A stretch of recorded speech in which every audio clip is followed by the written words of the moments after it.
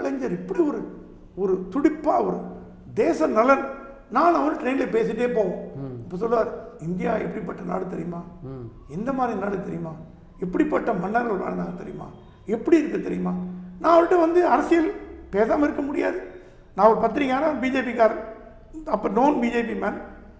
அதனால் வந்து அரசியல் பேசுவோம். அப்போ வந்து அவருடைய தேசப்பற்று, அவர் இந்து மத மேலே இந்த கொண்டு பற்றுதெல்லாம் நல்லா தெரிஞ்சது.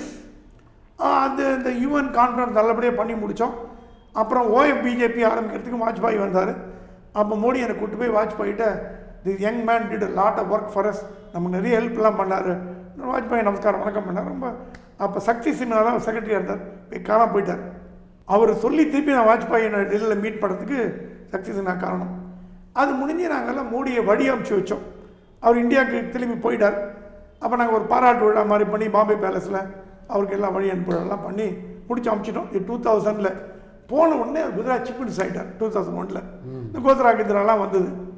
2004 வாஜ்பாய் கவர்மெண்ட் இருக்கும்போது 3-4 அந்த பீரியடில் பிரவசிய பாரத திவஸ்னு சர்வதேச இந்தியர்கள் மாநாடு எல்எம் சிங்வி சொல்லி ஆரம்பித்தார். அது வாஜ்பாய் தான் முதல் தடவையாக இந்தியாவில் பண்ணார்.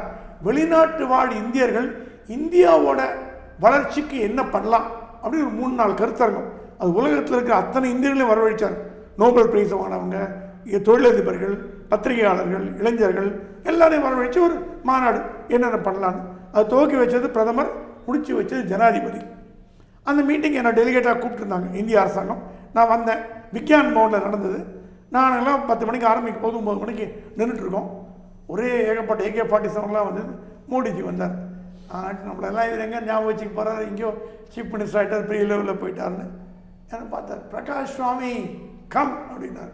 அந்த AK-47 அப்படியே வழி விட்டுது, அப்படியே கட்டிட்டார்.